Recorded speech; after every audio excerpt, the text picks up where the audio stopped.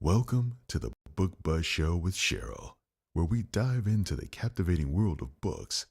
Here at the Book Buzz Show, we encourage you to make your pages turn with joy and immerse yourself in a magical literary experience. Enjoy the show. Welcome to the Book Buzz Show with Cheryl, where we dive into the captivating world of books. Here at the Book Buzz Show, we encourage you to make your pages turn with joy and immerse yourself in a magical literary experience. Enjoy the show.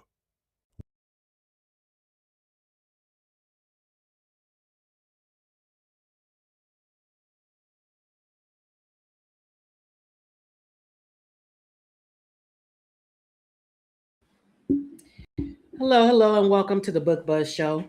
I am your host, Cheryl Brooks, and if you are new here, welcome. If you are returning, welcome back. If you enjoy the upcoming show, please like the broadcast. It helps it get noticed. Also, please, if you haven't already, subscribe to our YouTube channel. We are trying to reach our goal of 1,000 subscribers. So um, please share the broadcast so it'll be noticed. And please, again, if you haven't already subscribed, be sure to subscribe to our YouTube channel at Book Buzz Inc. Over on YouTube. All right. As you can see, we are on a new at a new day, which is Thursday. For those who are new here, we normally come on Mondays, but because of the holiday, we are on Thursday, and we will be back on again on our regular day on Monday. This Monday coming up. So I hope you can tune in then as well. Also, if you are new here, we do discuss the characters and the story. We don't give any major spoilers, though. We do give minor, however, just because we do talk about the story a little bit, but nothing too major that will ruin your reading enjoyment. And actually, let me pull up the book cover for the book that we'll be discussing tonight. And that is the book cover on your screen for those watching, for those listening later. The name of the book is The Quarter Queen, and it's by Kayla Hardy. And as I was telling her off camera, I really enjoyed the story. Again, that's The Quarter Queen by Kayla Hardy. Also, if you're new here, we have a second segment that we do where me and my co-host, we give our highlights of the week. So stick around for that. And also our guests will give you 3 book recommendations from their bookshelf as well. So we have lots in store for you this evening, and I hope you'll enjoy the show. And without further ado, I'm going to bring on tonight's guest along with my co-host, Katina Brown. Let me bring them to stage.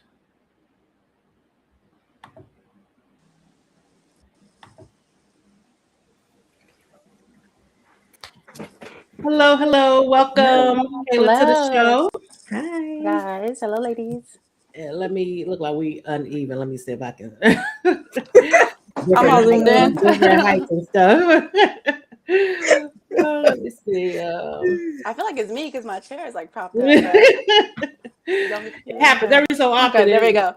Yeah. That's short So. people problems. I understand that. I'm short too. Oh man. I'm actually tall, and I think that's the Oh, Oh, issue. so is that Yes, okay? yes, put yes. that chair down. It's like thrown. Okay. All right. And let's see. Looks like we have a few people in the audience. Yeah. Hope this thing is not about to give me problems like it did last time. Hey, Miss JB. Welcome, Hi, welcome. JB. She's saying hello, Kayla. Hello. Let me look at Mhm. the chat. Hi, Erica. Hi, Ola. Hi, Sherelle. Thank you for joining us. Hey, Mama Tony. Thank you for joining us. This is a good one for you all. I really enjoyed this.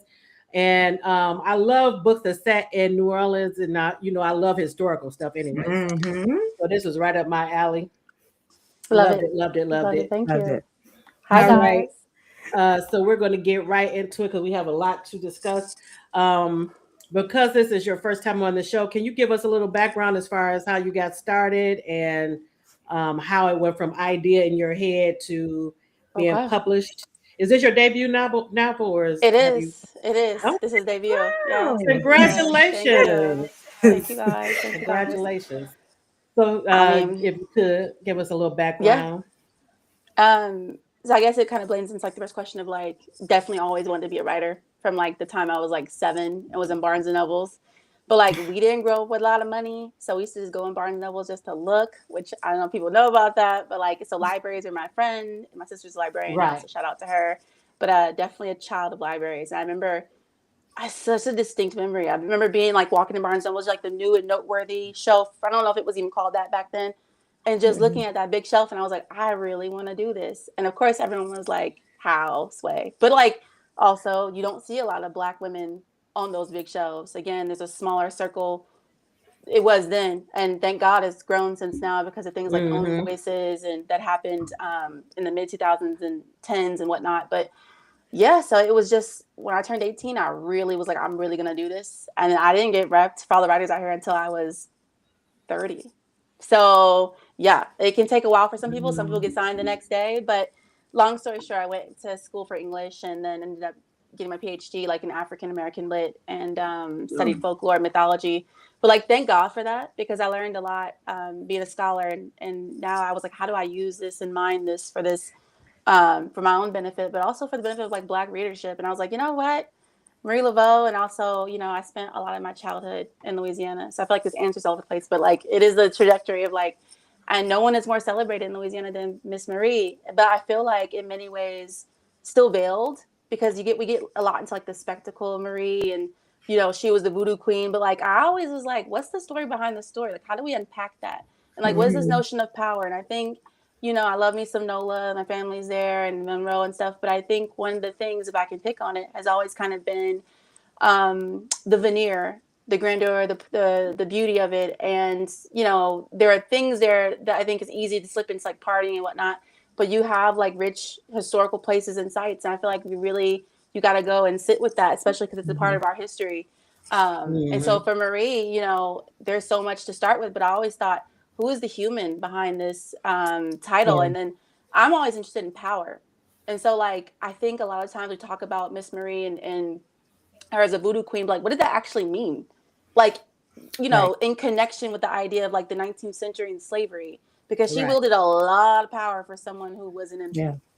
When, When I yeah. was looking that up, I noticed Mhm. that. I'm like, and Mm-hmm. even the white people in the society were Yes, coming to went to her her, for answered to her. Yes, Yeah. yes. And so again, I was just like, I got to tell this story. And again, I think a lot of people get confused between Marie 1 and Marie 2, real mm, people, and the daughter is Mhm. Marie 2. And I was like, you know what? There's a mother daughter story in here. So long story short, I was a screenwriter at some point because novels take a really long time. mm, And then when Mhm. I turned into a screenwriter, Quarter Queen was a pilot, a television pilot that started winning awards. And, managers like, we can make this show. And then it was really expensive. And so I was like, let me just go back to my novelist roots and make it a novel. And then it sold. And so then we're here. So long-winded answer, but that's the answer. So okay, so Mm-hmm. you're traditionally published, right? Yes, at Okay. Valentine's imprint at Random House, Penguin Random Okay. House. Yes. And when did you get published? When did it get published? So this came out March 31st Okay. this year, and oof, no one tells you it takes like 2 years to get a book out. Like once you sign, because like they got to go copy edits and then rewrites, and we did like 3 big rewrites on this book. So it was a lot. It was a lot. I love that. Congratulations Thank on you. that. Congratulations. Yeah. Thank you. Thank you That's guys. amazing. Hello, Jennifer. Thank you for joining us. That's And Miss JB, she's saying that she loved New Orleans. We love Nolans. Backdrop too, Yeah. and visiting the city. Yes. Yes, And yes. yeah, I know she's been to New Orleans several times Hmm. with the Essence Festival and all of that there. Yes, yes, Um, yes.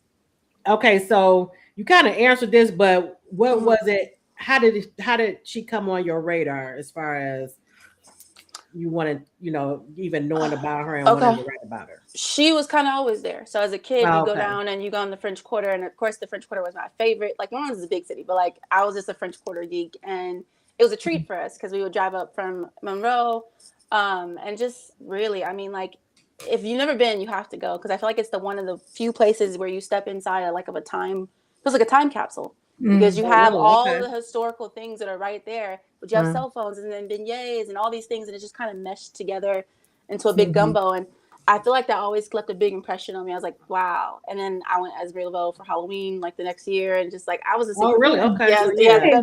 The picture is Okay. somewhere. I'll make sure to email it Oh my somewhere. Yes, goodness. yes. But I always felt like then you saw her story. Like if you guys are fans of like American Horror Story, Coven and whatnot, she Hmm. still was a side character. Still, I'm like, how is Mm. this possible in your own city? And so I just felt like, wow, I really want to tell this story, and it's part of my heritage. As it is, I believe it is all Black women's heritage. Mhm. You don't have to be Louisiana Creole for you to be a part of this narrative. I think that's one of the things Quarter Queen kind of unpacks. And I like to challenge things. I like to challenge hierarchies and power systems. And so there we go. Period. The picture's loaded. But yeah, so yes, that's the queen. That's And the so I felt queen. like I really could do something with a mother-daughter story, like couched in the mother-daughter story. And so Hmm. I love Marie, but I also think there are things you can talk about colorism and privilege and being a free woman at a time when many people were enslaved. And and New Orleans itself, Louisiana itself had a different system to deal with slavery than a lot of the states in the South. And I was like, Right. there's Right. so much we can say here just in a regular book, but let alone in a fantasy where you can Mhm. make all of these things kind of a part of the magic system. So Hmm. yeah. Yeah, I love it. It was so many in so many places you could go with Hmm. her story. So yeah, I love the idea of it, the concept. Erica is telling you congratulations on your first release and welcome. Thank you. Let me pull up the chat so I can see this too. Oh, yes, yes. Thank you. Thank you, Missy. And Miss JB is saying the history in the city is rich and good along with the food. And Oh, I yeah. still have not been. I was hoping that I was going to be able to go in July No. for the conference, Yeah. One Love conference, but I wasn't able to make it this year. So hopefully I'll be able to go soon. You need to go, and yes, heavy on the food. I fly there just for the food, just to eat, and I'll fly back home. I'm serious. I will do it. That's what I've heard. Yeah, that's what I've Yeah, heard. yeah. I've done it. A I've good done friend it. of mine, she loves New Orleans, so she's always telling me that. Oh, Um, oof, and oof. hey, Myron, welcome, welcome, welcome. Everyone, Amen. this is a great book for you to check out. I know a lot of you like historical fiction like I Mhm. do, and you will love reading about Marie Laveau and Yeah. her daughter Ree in the story. And Mhm. this is a picture of her that I found when I was researching myself. Going back, I do Okay. that when I read historicals. I always want to find out more and more and Mm-hmm. more about the subject. So, Me Mhm. too. okay. So, what research did you do when you took on this, deciding to write her story? A lot. I feel like in many ways, I hate to use the word cheated, but I was already kind of a scholar in voodoo. I was studying voodoo at the time in an independent study at BU in my PhD, and so I was already doing. I was actually working on a textbook for the Loa, so like the kind of voodoo gods. A lot of people refer to them as Mhm. gods. Sometimes they're spirit intermediaries. The Quarter Queen referred to them as kind of both, but yeah. And I was working on a textbook for high schoolers that I was going to release to kind of basically because I did a lot of like articles on like slave statutes and how basically you can find many still technically in effect in many states, and a lot of little known facts in Black history that have basically we've inherited now, and still a lot of people don't know about that can be revived, especially in We're today's seeing that with a where lot of things. Yeah. unfortunately is I was just talking to my editor about this. I was like, a lot of the lessons in Quarter Queen I don't think we got, because there are so many things that are right now, like snatchers, and if I had children, I'd fear for them about how to navigate such a increasingly dark world. Right. And that's why I feel like Marie is very, you love her or hate her, but you can't deny the Yeah. lengths that a mom will go to, a mother actually will go to for their children. Yes. Yes. Especially in that kind of world. So, Yeah. yes, I was researching the voodoo law, and I came back to it. Always goes back to Marie, and I was like, you know what? I was like, I really love this mother-daughter dynamic, and I think a lot of people too get the conflation between Marie 1 and Marie 2, and Marie 2 was said to be more wicked than her mother, and I was like, I always say, like, wicked to who and why? Because who is telling this history? Well, is it us telling this Right. story? Are we Right. viewing Marie through our lens? And so I definitely felt one of the things that was important to me, because again, this is not news to anybody in this chat, I bet. We did not create this system. We inherited it, unfortunately. And a lot of, particularly in New Orleans with the Code Noir and stuff, they love to say, okay, colored is different from Black. And, that's an interesting thing. We talk about colorism and how insidious that was and passed down, even in our own families. And I thought, well, people love to say, oh, mixed race or colored. I'm like, well, how did Marie view herself? And I'm much more interested in that, because I think a lot of times, if I can just pick on it gently, white historians or white folks will often say, well, that's separate. I'm like, you don't get to say that for our families, especially because those striations existed because of things like rape, miscegenation, all those things like that got blurred together and forced upon us. And so it was really important for me that Marie see herself as a Black woman, no matter what society wanted to label her as. Okay, so was there a lot of information out there when you were checking to, find out more about her? Were you able to find a lot of information? There is not a lot. So it technically depends on how you define information, because we have our oral histories, right? And unfortunately, a lot of those are still not recorded. So one thing you do in academia, they will send you down to the site and you get to go kind of sit and listen to people. And I did a lot of that when I was doing Quarter Queen. I would go to New Orleans and kind of go in like a fly on the wall and sit and listen at the storytelling times, or I'd go to the voodoo shops and just pick their brains. But you have the biography, I think it's by Carolyn Mara Long, on Marie Laveau, which I encourage everyone to go read just as a great starting point. Then you can go to the Marie Laveau Voodoo Shop, I think it's on Bourbon Street. And they actually have a really great bookshelf in the back that's just on Black folklore, Black magic, and anything to do with Marie Laveau is on that shelf. Okay. Yes, so I went there and I was like, okay, give me all these. Jewel Parker Rhodes had the Voodoo Dreams, the novel that came out years and years and years ago. And so she's just really untapped. And so a lot of what we do know about her is that, right, mother, midwife, had many more children than Marie, but again, you can't have 6 Maries running around in one book. So I was like, so let's see what else. She also was a plague nurse. So a little bit of a morally gray, not even a little bit, definitely a morally gray person, depending on who you ask, because I think one of the things that intrigued me was that people would classify her, if you go look her up right now, it's like voodoo priestess, queen, but also used her leverage and power with her spies to get power. And I'm like, even that narrative undercuts the power of voodoo. Who says that she needs to go have spies to get this kind of power? I very much believe her power came from her position as the high priestess in voodoo. And voodoo is nothing to be trifled with. So I think, again, it's like, who is painting this narrative about us, and how is that information getting out there? And then you have all these misconceptions about voodoo itself that have leaked out. And it's probably because we don't get to define our own history. It's not until, Right. But what I thought was interesting too, and we'll get more into the book in a minute, but is that she believed in, she would also practice Catholicism. Yes. Yes, deeply. And probably I hope it's not an exaggeration to say, probably one of the most devout at the time. And I think a lot of people, the misconception with voodoo is that it's satanic. It has really nothing to do with Satan. It's actually, it's this syncretic religion that evolved right from Haiti and then African Yoruba practices, and its own distinct thing in Louisiana, even separate from what is going on in Haiti with Grigri and stuff like that and Juju. literally they have the saints, or you can find their counterparts with the Loa. And so, yeah, I mean, for many people who practice, they also, some people can practice conjure too. They're not, incompatible. Most people are Catholic as well. So it just is a belief that can be held alongside Mm-hmm. another one. I mean, a lot of my family are Catholic that are there, and my great grandmother practiced root work and was also Catholic. I think that also perplexed me when I was really young, Right. because I was like, Mhm. because I'm pretty much a northerner. And I was like, how can someone be, you know what I mean, two things at once? And then you Yes. grow up and you realize, essentially based on the system of slavery, how we ourselves have, melded certain beliefs and True. made it That's and made true. it and made it work for us. That's Mhm. true.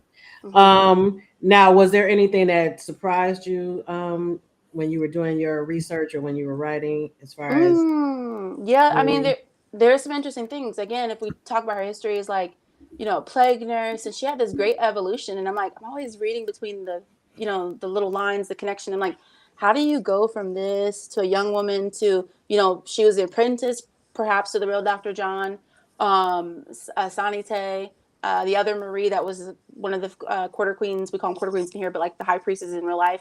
And I'm like, wow. And she ascended, and like, why her? Why chosen one? And I think something that surprised me about her was, her husband, right, Jacques, who disappeared, and right? Mhm. she went Yeah. from being the widow Paris to like now she's the voodoo queen, and there were so many gaps. And again, had this close relationship with the real Pierre Antoine, the real priest.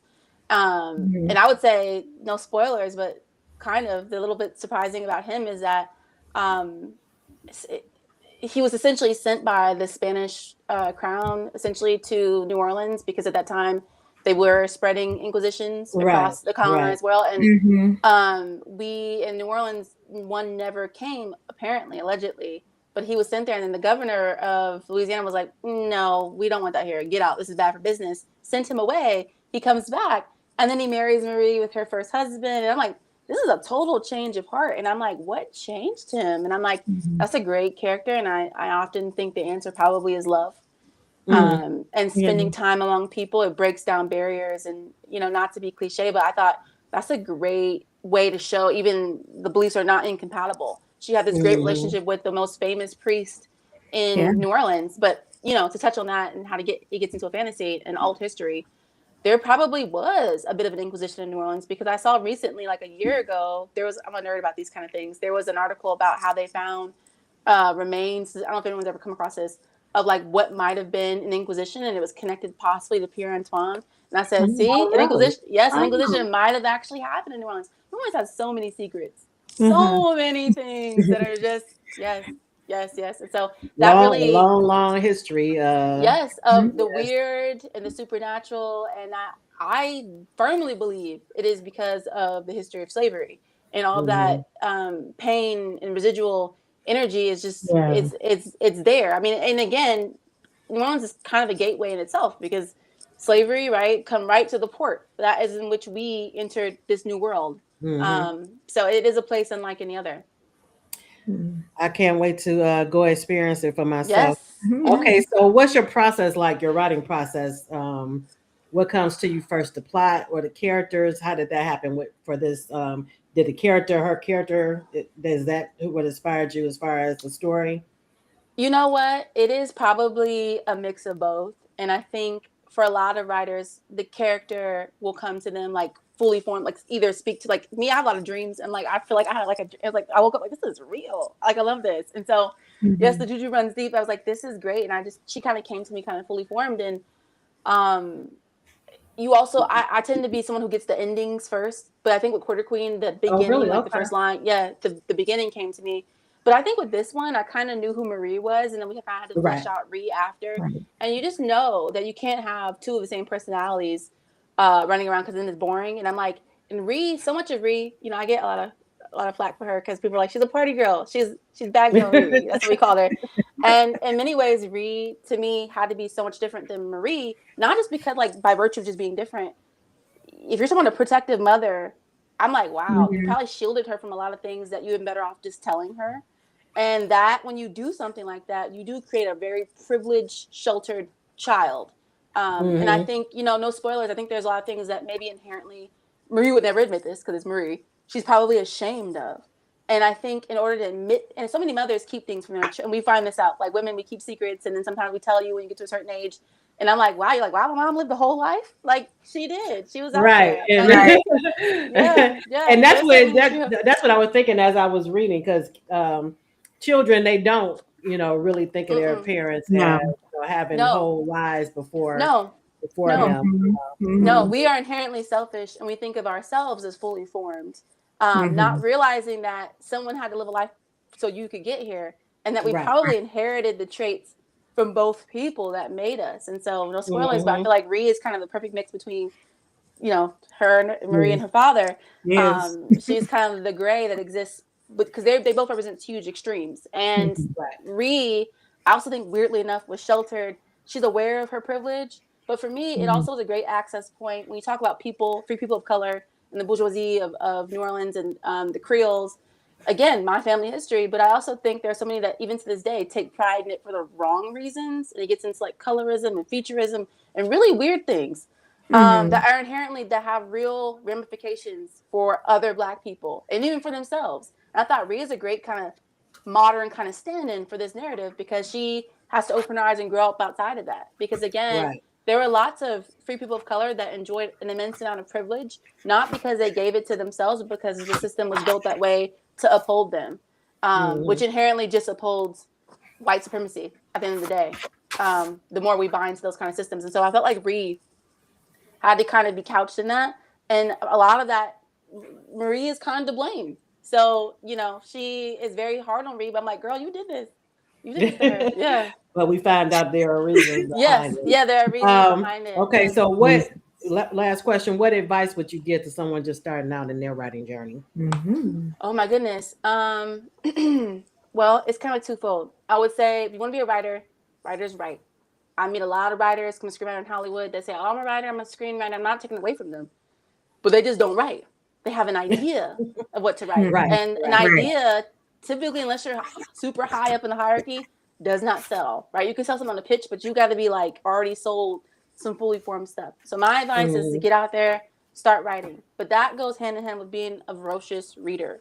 You got to read just for your own taste, because through your own taste, you develop, a metric by which you're like, okay, I want to do a bit of Stephen King.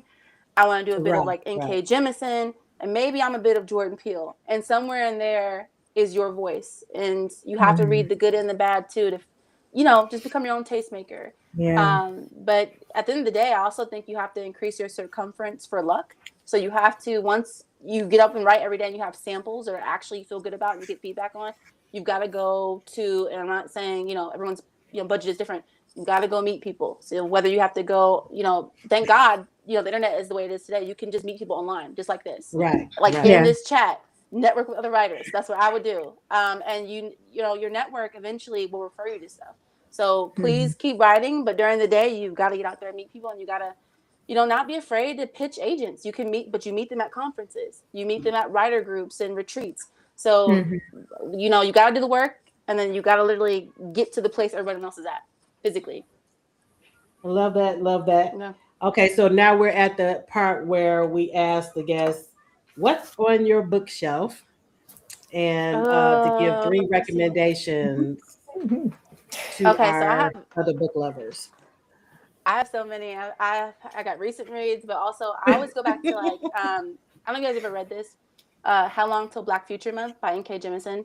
I just said her name. Like she's like considered like top tier Black woman fantasy writer, and I think her short story collection was so great, and it had two stories in there that really I think maybe even influenced Quarter Queen to some extent. They have the Affluent Engine, which is about there's a Haitian Creole spy that's in New Orleans that's helping a colored Creole girl. So it gets into these tensions we've talked about with Quarter Queen. And then there's Red Dirt Witch, but gets into like conjuring and not like so good, so good. So anyone who likes kind of Black fantasy and historical, kind of like Quarter Queen, I would definitely check those two out. Um, the Conjuring of America by Lindsay Stewart. I read that a little bit ago. I'm rereading it, and that one, beautifully done, paints this like historical portrait of like how Black women, essentially since the time of slavery and onwards till today, have influenced medicine, root work, and how those things have influenced big major corporations and how we handle, medicine and whatnot. So I thought that was just a great historical. It just shows magic is real. right? You can read The Quarter Queen for fiction. You can read something like The Conjuring and realize that we have been doing this for a long time in our own histories. And so that one, James Percival Everett, like so good. My mom just reread that one. That one, and That's if actually anyone is, on my TBR of things to read, James. yes, please read that. And then the Seven Daughters of Dupree by our girl Nakisha. I met her briefly. Like, she's so great, and obviously it's a great book. And again, if you like Quarter Queen and you like the mother daughter, kind of same thing with that book, but like rich, layered. Gets those secrets we keep from our children and why. Yeah, so good, so good. First line in that is even killer. So Love that, and I those are my actually have that reps. as well on my list. Yes, yes. So some great picks. Okay, now what was the first book that you said by N.K. Jemisin? How long till Black Future Month? It's a short story collection, and she's known more for her like major fiction books. But that collection kind of blew me away. Okay, So okay. talented. All right. Okay, so we're going to get into the book and the characters a bit.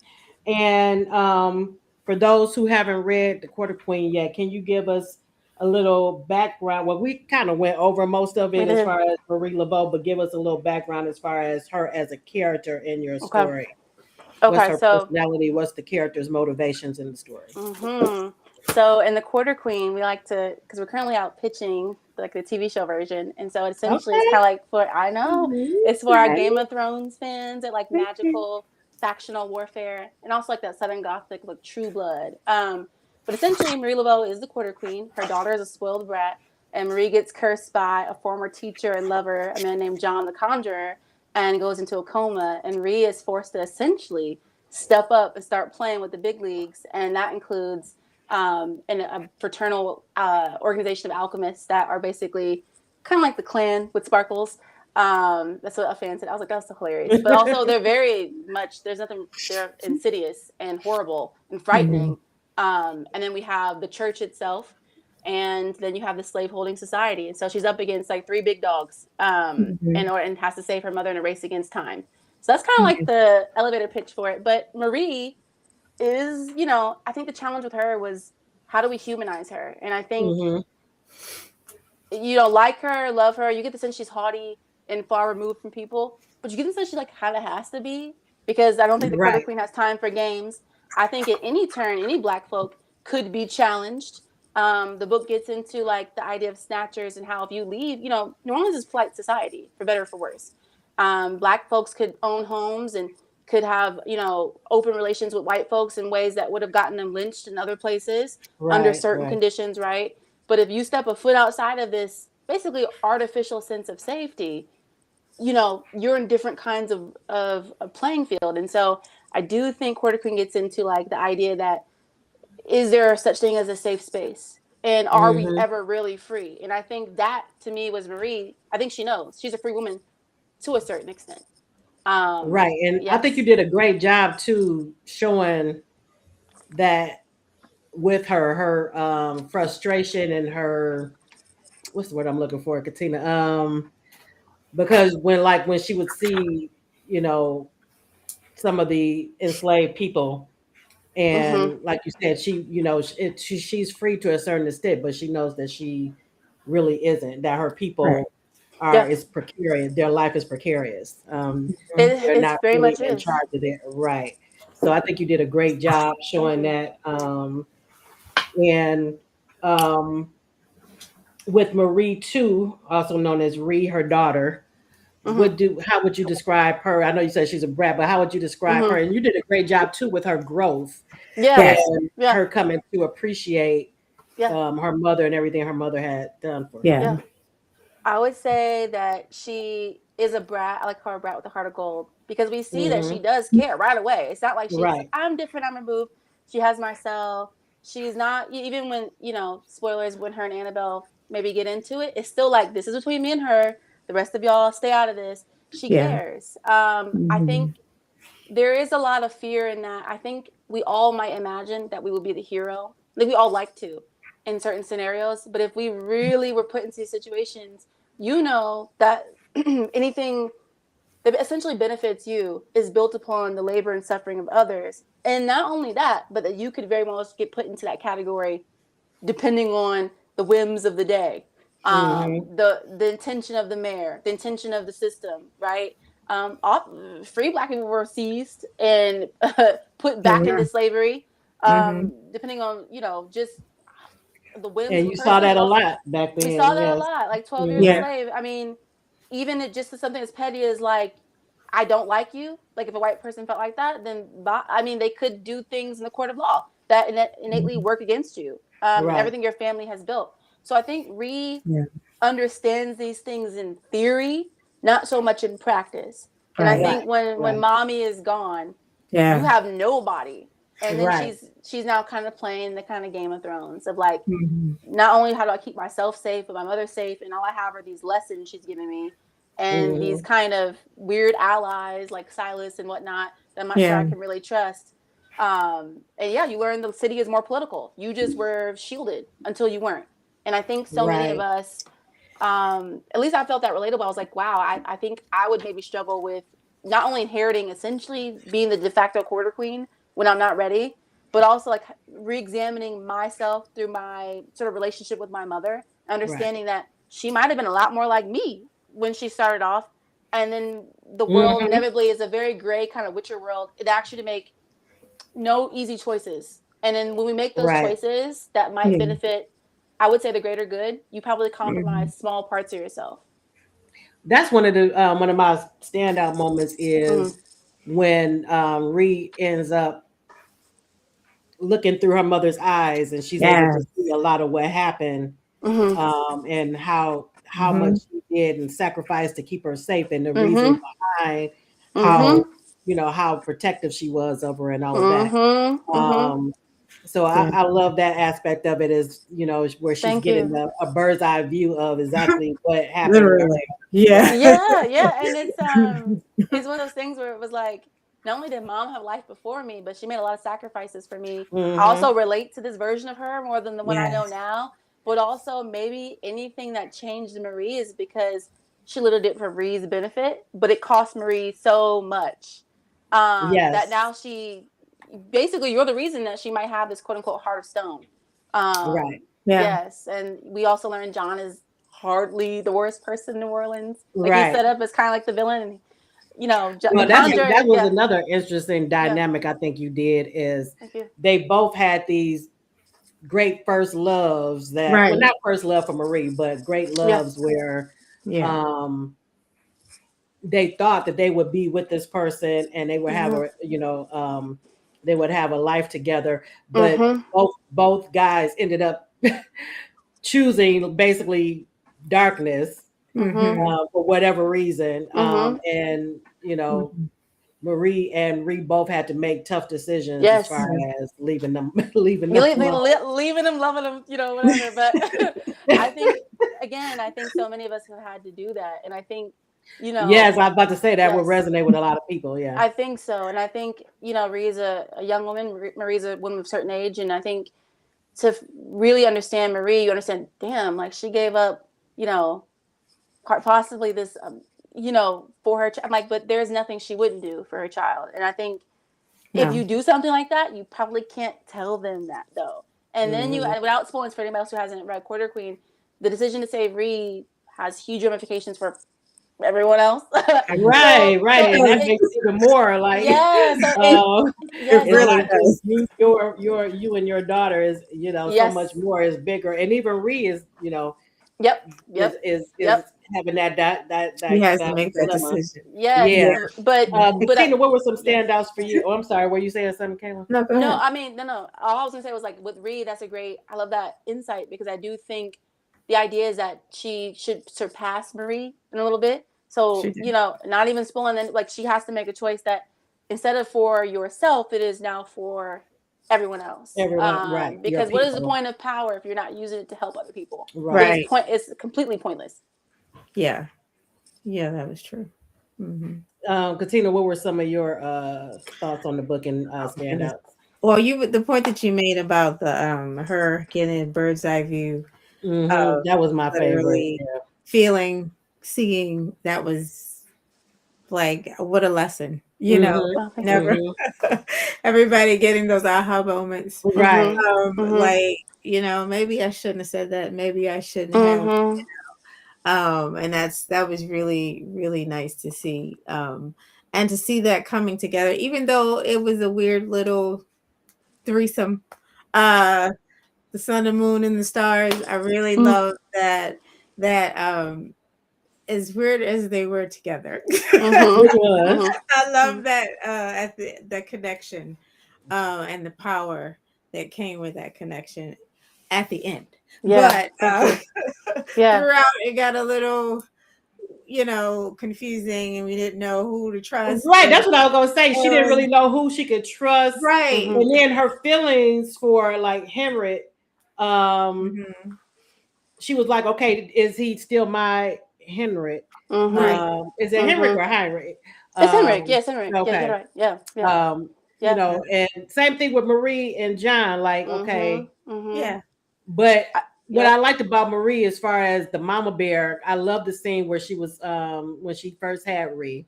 Mhm. Mhm. Mhm. And John Mhm. comes and she's with her predecessor, Yep. Yeah. and Yep.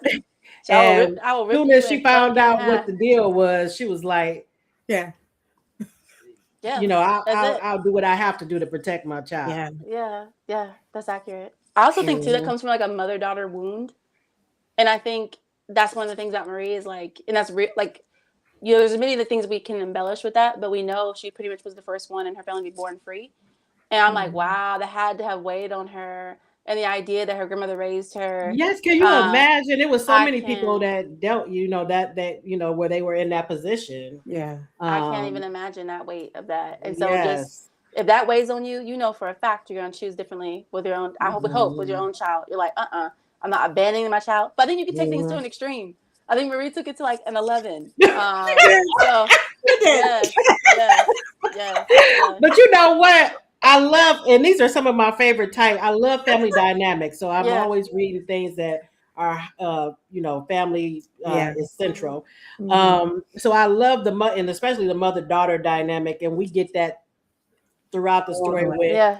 Marie and Ree, but also with Marie and her mother, as Yeah. far as her memories of her mother Yeah. Mhm. and Yep. her relationship with her. I can't think of her name, with her priestess, which was Samike. a mother Yeah. figure to her. Yes. Yeah. Yes. Yes. It Yeah. was just the dynamics of the mother daughter relationship was all throughout, and I love the way Oh, you thank you. did that. Thank you. Thank Very, you. very well done. But I think somebody had a great point. I think it was about the sun, the moon, the star, and it's like the idea, and a lot of astrology is rooted in alchemy. And I was like, wow, a lot of the Loa have like counterpoints. And I thought it's interesting that it's not so much about this like it's a dual thing, but also this idea that there could be a trinity, and that mirroring kind of like the Judeo-Christian trinity, like voodoo Right. itself, they have their own trinity. This also is not apart from it, but it's Mhm. working like with it. And I think, Hmm. no spoiling anybody else, but like the idea that John's darkness is necessary, It's necessary. Right, it's a right, right. necessary driving force. And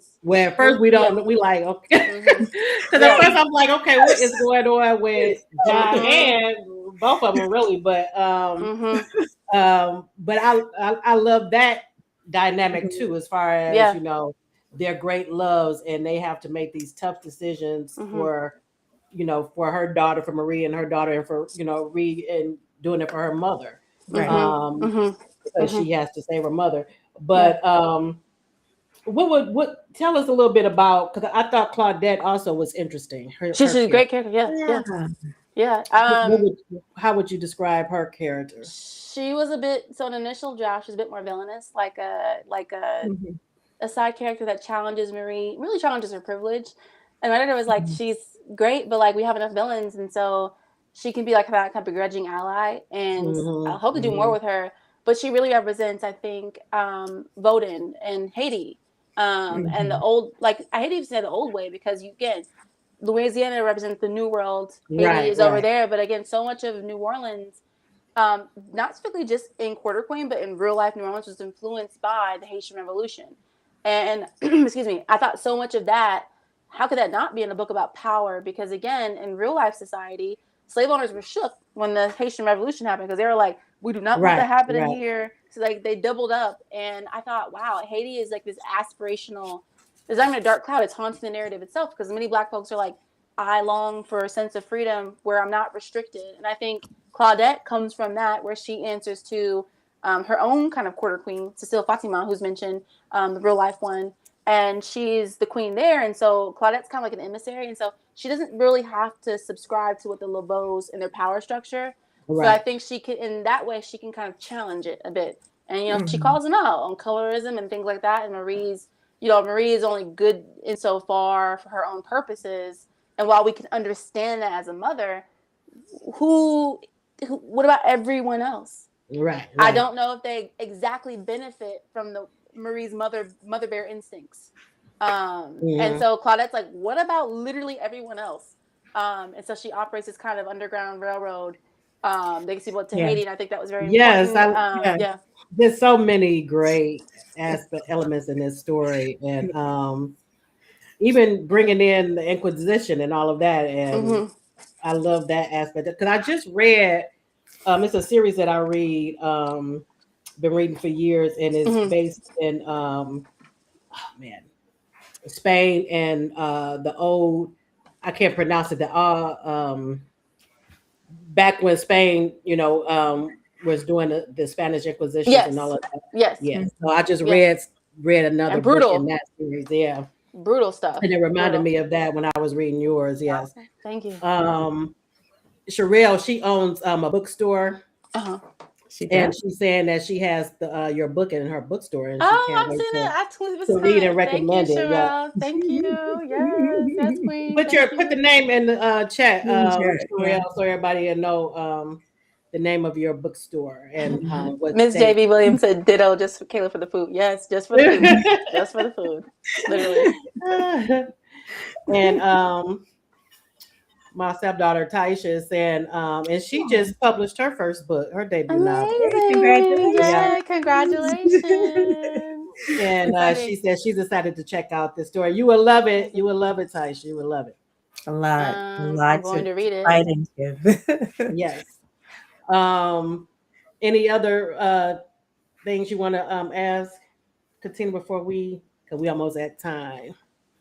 No, I just love that, like you guys were saying, I love the different dynamics, I guess the different phases that both these women had to or go through and weight that they had to carry through each of it. And that also was apparent, the weight of it. Yeah. Because they had to protect themselves. You know, they had to protect, you know, Marie, protecting Ree, and they also had to, you know, protect the people that, you know, in their community, right? In the community that looked up to them. So there was always these pressures, and it just felt. And Ree started appreciating that.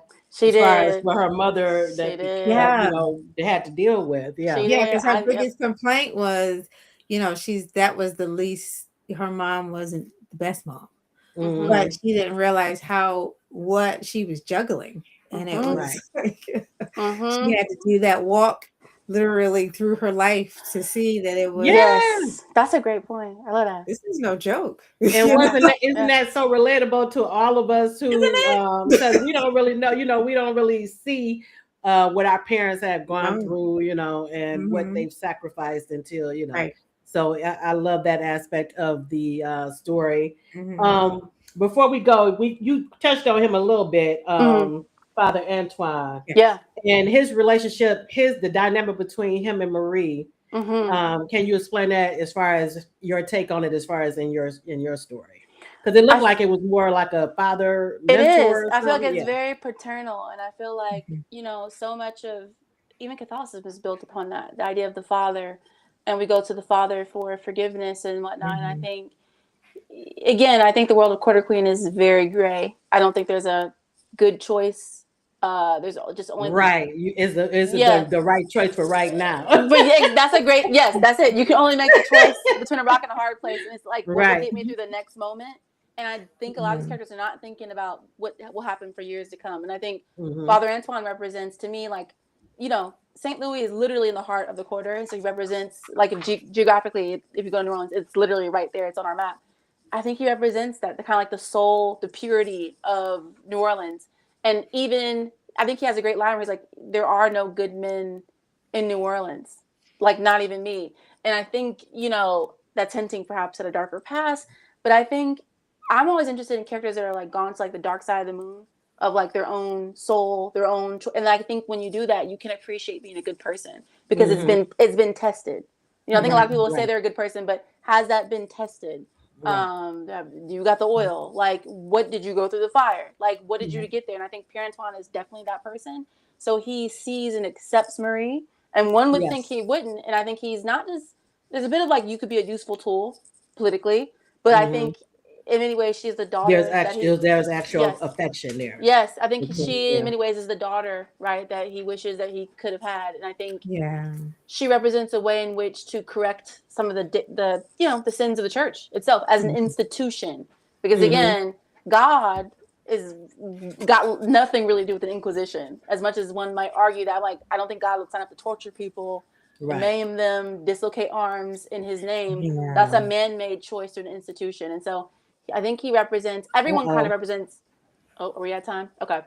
But no, the connection was fun. I didn't know if I had lost you or not. Okay, we back. But yes, I think he's an interesting gray figure, I think, that has seen the First Inquisition, and that he doesn't want that to necessarily happen again, and realizes Marie can be incredibly useful. Yeah, I love the dynamic of their relationship too, especially him and Reed, because Reed she was not having it. She was not. She said, I don't care what kind of relationship you have with my mother, but no. And you can't really. You know, Reed, I can't really blame her, because I'm like, are you going to do anything useful to actually, you know, to help this scenario other than like proclamation? So yeah, Reed doesn't have any time for that. Yeah, because at first in the beginning, she was this spoiled brat, you know, acting out, you know, being rebellious, and you know, partying and all of that. But we get to see, you know, really what she's made of, and even though she railed against her mother, how much she loves her mother, and because even with Henrik, you know, that was his main thing. You know, you chose her, which was. I would hope. I mean, I would think, you know what I mean. But that would be a tough decision, though. Yeah. I think what they have is a lot more, I think, on the surface, innocent than what Marie and John had. And I think it had to feel like this kind of innocent, kind of childhood thing. But even Henrik, he represents, everyone is kind of a stand-in for the. I think you lost me, but I think he represents childhood innocence that's lost. And no spoilers with him, but like, we want to. You know, it's a lot more complicated with him, because again, it always goes back to these kind of three kind of imminent factions. And he wasn't. I mean, he's cute and all, but I was like, you're not my mom. You know what I mean? So, but just learning all of their backstories, like John too, everything he went through. Oh yeah, John. I mean, if you're not Team John, what are we doing? Because, which is why he took the path he took. Yes. I'm with John. I think. It's like no secret. I think people like ask, like, who are you at? Team John, all the way. Burn it down. We'll start over. There's no need to, because I think that's relatable. I think at a certain point, Black folks like, I'm done here. Like, I don't want to go back and forth with you. I don't want to cut any deals. I don't care what you're like. He was not having it with the Brotherhood. He was like, this is it. Yeah. So, yeah.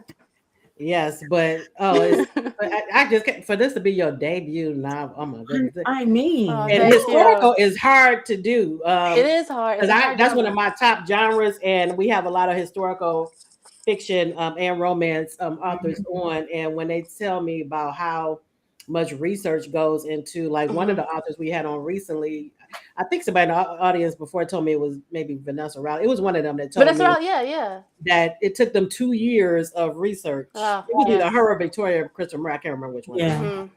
But great job. And you sent me down the rabbit hole where I wanted to get more and more. I had heard, of course, I've heard of her, but I wanted more and more information. You got to go to New Orleans now. It's settled. I definitely do. Don't go in the summer though. I don't care. Right. You'll be very. I know everyone will be cooking the Say trash. I bake. We all will. Because every one of my people would be in the quarter that be out there cooking, and do not bother them when they break, because they just be out there just be like, leave me alone. It is way too hot. Yeah, yeah. It's the fall. Go in the fall. Okay. Yeah. Sounds good. And Sherelle put the name of her bookstore, the book readers venue Okay. in Texas. Texas, right, Okay. Sherelle? Because I got a brain fog right now. But Mhm.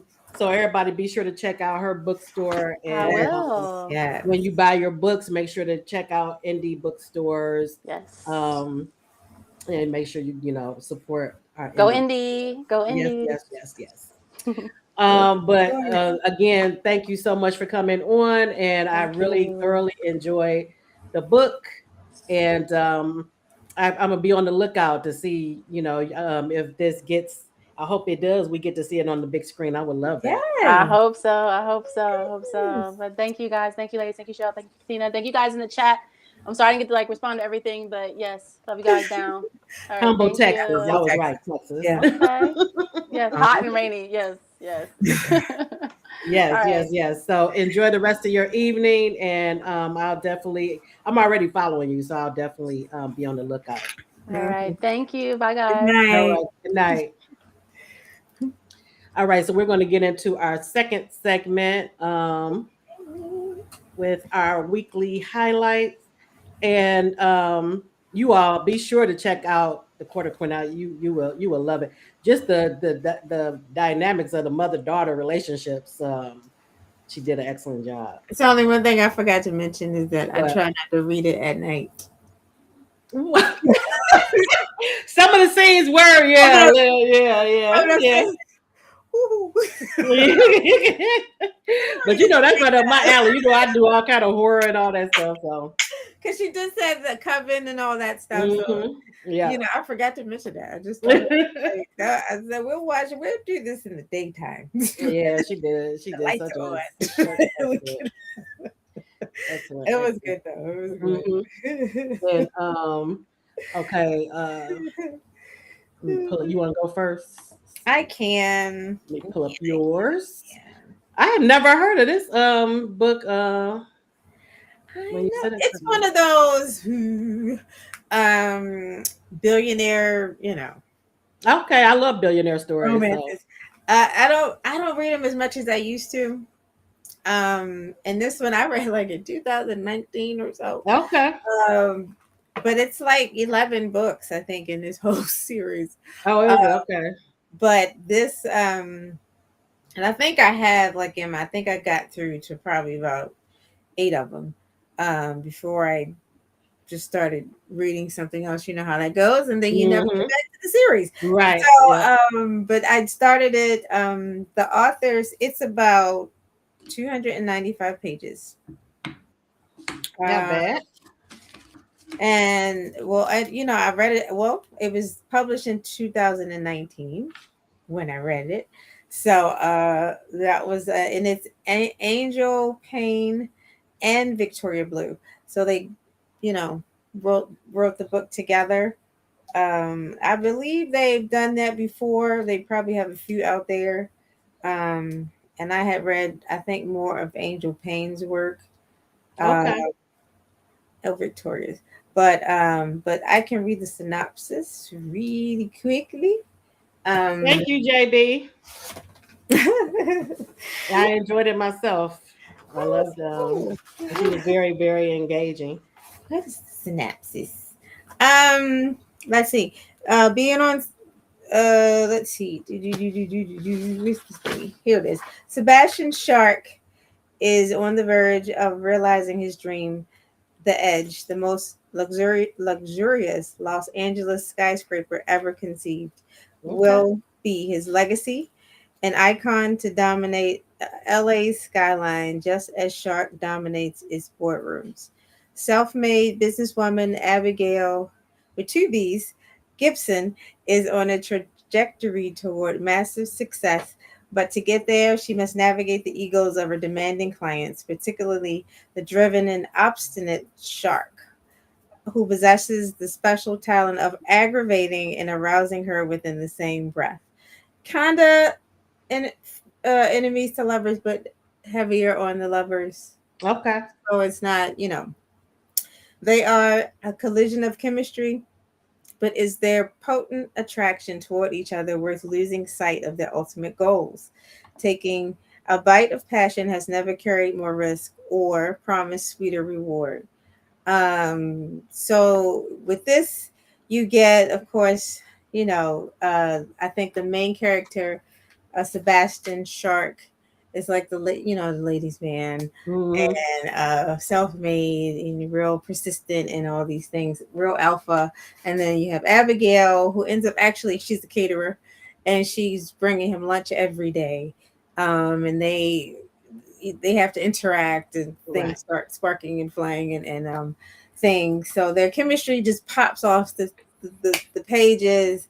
There's also some intrigue in there, because somebody's trying to, tamper with his business, and Okay. so I think he and Abigail, the female character, they kind of end up almost teaming up, trying to figure out, and who's trying to take down this thing that he's worked on, his for his legacy. uh Big themes in here, like we always love this strong friendship. So Mhm. she has a best friend, Rio, that is like amazing, one of those sharp tongues, say whatever you wants to say, kind of funny, the firecracker type, Right. and ride or die for her girlfriend. Which I love, love, love. A lot of banter back and forth, and that's always fun to see. And like I said, the characters were so well developed, and even the main characters, side characters, they just really put some details into this. It wasn't like a flaky. Like Some of fluff. those billionaire ones are like Yeah. read it before, but it had some teeth. So I enjoyed it. So I And it would looks like it's got good reviews. I got good reviews. Yeah. So Hmm. I saw it because it's at the bottom. I always go to the bottom when I first started like getting the my books, and I see what did I read, like I don't know, however long ago. And that was there. And I said, let me talk about this one. So that would be mine for this week. Love it, love it. Okay. Shucks. Let me see. I'm trying to while you talking, I was trying to download it. Just You usually have a couple choices, right? oh me.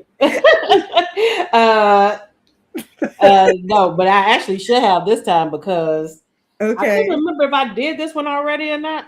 Because I talk about it a lot, but I don't know if I actually did a highlight on it. Okay. Okay. But so I probably should have had one in the pocket just in case. But Yeah. let's see. Because I was like, did I do this one? But like I said, I talk about this series so much. I think I'm just used to talking about it, so I don't think I actually did a highlight on it. Is that the And I think we were talking about it with Francis at the book club meeting. So that might be why it was on my mind too. And I was like you, I had started going through on Mhm. Goodreads. I was looking back over all the way back to like 8 years ago and stuff, Yeah. Yeah. trying to see. Um, It's interesting to do that too, because then you get to see how Because you're. it was, wait a minute, it was some stuff out there that I forgot that I read. Stuff that Uh-huh. Jennifer has been telling me to read, and Uh-huh. the Mafia Misfits. I thought I hadn't read all of. I read Uh-huh. like I got reviews out there for like at least 3 or 4 of them, Oh, and see? then Yeah. she had told me about Kaylin. Is it Kaylin? Uh-huh. And I have at least 4 or 5 books of hers out there years ago that I reviewed. So I'm like, I forgot all about that. I That's had crazy. already read some of these people, Mm-hmm. but That's but funny. when I saw it, I said I have to tell Jennifer I already read these, but I must have forgot. um, but the Mafia Misfits, I actually remember that one because that was all of them would have sins in the titles. I think some twisted Oh, vows and all that kind of stuff. okay. Um, so I do remember those. Okay. Okay, this one I've talked about before. So this is the Alfonso series. It's a multicultural interracial mafia series that came out in December of 2011 written by S.W. Frank. And if you have not checked out our interview with S.W. Frank, please go back through the archives and check it out. It was a very good discussion. And she never does interviews, so it was a rare treat. The genre is Hispanic American fiction and romance, crime, mafia romance, and multicultural. Page count is 389. It is currently available on Kindle Unlimited as of this broadcast. And I'll read. And Frances, I had when she actually ended up reading the series after we had S.W. Frank on. And she said she enjoyed it. You out there, Frances? Okay, so the synopsis is: when I was a child, I spoke like a child. I thought like a child and reasoned like a child. When I became a man, I gave up my childish ways. 1 Corinthians 13:11. Alfonso Diaz has the quintessential New York City swag, born from growing up in a neighborhood where respect hinges on how much you're feared. His well-laid plans to leave a life of crime is thwarted when his beloved uncle is murdered in a botched hit. In Alfonso's search for the killer, he is about to uncover that crime is in his DNA. There are no saints or sinners in Alfonso's world, but there are imperfect people. A young mafia capo is bringing sexy back in this first installment in the series Alfonso. And I had to copy and paste like pieces of get together because they had like different parts depending on where I was looking. Okay, so the only male role model in Alfonso's life is his beloved Uncle Al, but even he cannot curb the youth rebellion or alter the course of Alfonso's destiny. Alfonso's fate was written the moment he emerged from the protection of his mother's womb. The blood of a faceless father runs deep in his son's veins, and blue eyes are only part of a deadly legacy. Um, they describe this as a pulsating adult drama packed with heat, and I definitely agree with that. Agreed. There are 30 books in the series, and they have the recommended companion books for when you start the series that gives you back history of the Palazzo and Gianconti clan. This story is has a solid plot. These are my thoughts. Definitely has a solid plot. I gave it 4 stars. The main character Alfonso definitely gives leading man vibes. He's charismatic, handsome, a badass. He's very lethal. He's calculating, and he gives BDE for real, for real. He does. And I was looking through the reviews. One reviewer describes Alfonso physical description as chocolate melting in your mouth. She said is chocolate melting in your mouth fine. Ooh. I like that. Yeah. Chocolate melting in your mouth fine. That's how she described him. His Hispanic, he's a Hispanic American, Puerto Rican, but we find out that he's also part Sicilian. That's part of the story. There was a great chemistry between the two main characters, Al and Solange, who's Black. And I love how the author infused the different cultures, the Puerto Rican, Latin culture, the Black culture, and his Sicilian culture later on in the series. Yeah. Also love the vibes of the setting in New York, especially in the beginning. We get New York heavy, and I loved it. Brooklyn. It's a wild ride that you will enjoy. If you love mafia stories, if you love family sagas, you will love this series. So I highly recommend. If you like IR multicultural, you will love it as well. Very, very good series by S.W. Frank. Very good. Yep. All right. So we are at time. Thank you everyone for coming out on a different night, which sometimes we'll adjust. And because of the holiday, we moved it down to Thursday this week, but we will be back. Well, I'll be back with Shavonna Monday, and we'll be on with JL Campbell. That's right. Talking about her book, Murder by the Book. So I'm excited to have her back on. She's been on once before, and look forward to having her on. So I hope you all can join us Monday at 8 p.m. And we'll see you then, hopefully.